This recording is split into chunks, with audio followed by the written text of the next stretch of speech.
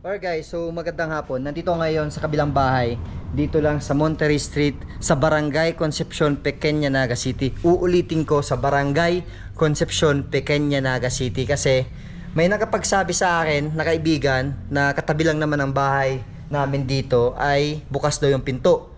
So ngayon, nung chinek ko sa labas, bukas nga naman talaga yung pinto. Pero ang nakakagulat lang kasi bakit bukas ang pinto samantalang after kong maglinis dito ay talagang sinigurado kong sarado ang main door namin. And then, ang gate ay merong kandado na makapal. Ito yun. So, nakakandado yan. Tapos, pagtingin ko dito sa may labas, kasi nga nakapagsabi yung kaibigan ko dito, ay bukas daw yung pinto. Kaya ngayon, chinek ko, at pagpasok ko, ang nakakalungkot lang isipin, kasi halos sira-sira na yung mga bintana dito na salamin. Ayan o. Mga jealousy. So, sa hindi nakakaalam, dito sa Barangay Concepcion Pequeña, dito lang sa street na to, ay meron na kaming nahuling magnanakaw. Fortunately, bailable yung kaso niya at hindi namin alam kung nakalabas na. Kasi 3 weeks ago ay nahuli namin at naipakulong namin. So, tinutuloy namin ang kaso ngayon. Kaso lang, dumating yung sulat sa amin ay bailable yung kaso. So, hindi namin alam kung nakalabas na. At sa ikalawang pagkakataon, muli nag-atake ang mga magnanakaw, ang mga masamang tao, ang mga kriminal na tao dito sa loob ng bahay. So kung makikita nyo, wala na tong salamin. Halos plano lang ubusin na to. Kasi kanina, yung mga salamin na galing dito sa mga bintana ay nandito sa baba. Inilipat ko na siya para hindi na nila mapakinabangan. So ngayon, dito sa unang kwarto, kung makikita nyo, wala nang salamin yan. Pero naiiwan pa din yung mga frame. Kasi sigurado pagpaplanuhan pa nila itong balikan. Ayan o. So dito naiwan yung salamin kasi di ko alam kung may bebenta pa nila yan. So kung makikita nyo, binasag yung salamin para makuha lang ang mga frame. Kaso sabi ko nga sa inyo, medyo matigas pa to. Hindi pa to basta-basta makukuha kasi dikit na dikit to sa pader. Dito rin, ubos na. O, kung makikita nyo, ito yung screen, naiwan na dito. Ayan o, naiwan na yung screen ng mga bintana dito sa may kwartong ito. Ayan, dalawang screen yan. Tapos dito naman, meron pang isang salamin.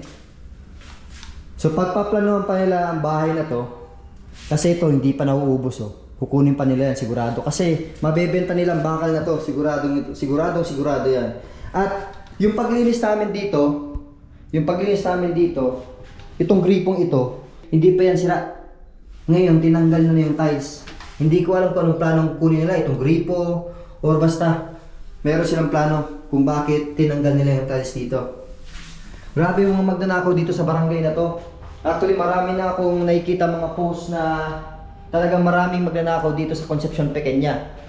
Hindi pa din na-actionan at hindi pa rin nahuhuli. At kung mahuli naman, ay ang problema kasi dito sa bansa natin ay makukulong 3 taon, tapos makakalaya, tapos babalik na naman sa pagnanakaw. So ganun lang naman ang sistema. So, talagang talamak na ang mga magnanakaw na to. Kasi unang-una, sarado yung gate.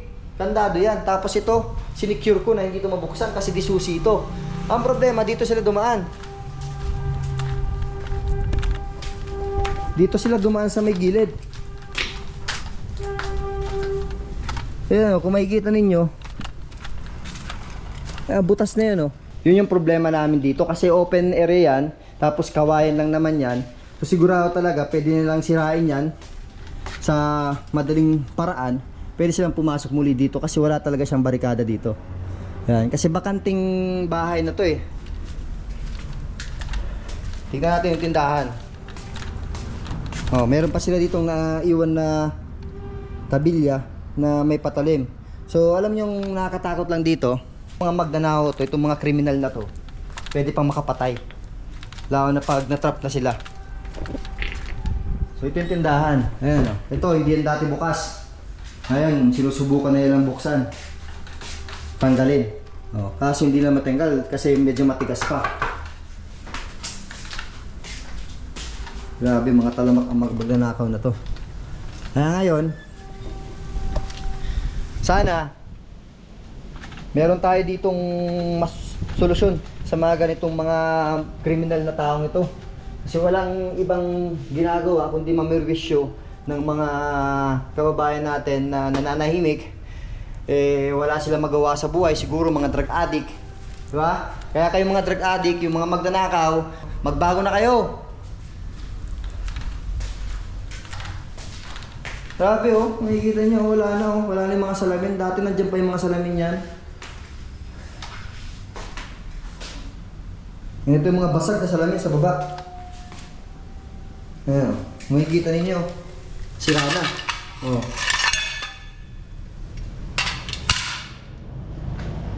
Tapos itong mga switch ng ilaw, nandito na rin. Ito yung lagyan ng bumbilya. Kasi naglinis kami dito. Sobrang linis dito sa loob na to nung nakaraan na linggo. Kaso ang problema ngayon, eto na siya. Pinagtatanggal na yung mga wire. Kasi may tanso yan, kahit kunti. Magkano ang tanso ngayon? Mga 480. Diba? Wala na, halos kalbo na to. Wala na itong mga wire.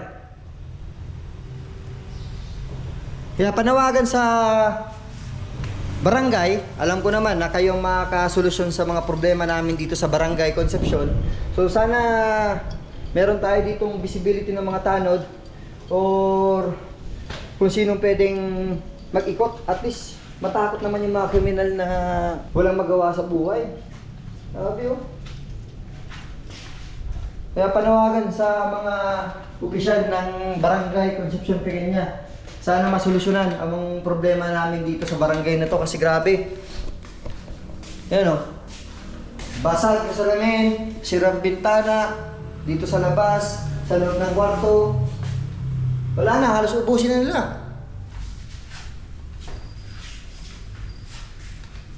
Wala silang magawa sa buhay nila. Talagang itong mga taong ito. Ay nako. Ay, walang magawa sa buhay. Kaya yung mga adikto, tapos talagang mga talamak na. Wala talaga silang kwentang mga tao na dapat talagang mahuli at makulong. Grabe. Perwisyo. Naglinis pa lang kami dito, maglinis na naman kami. Tumahigit na yung drawer ng cabinet, tanggal na.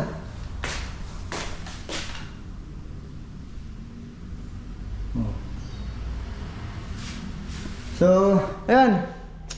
Nakakalungkot lang isipin kasi daming magnanakaw dito sa barangay namin.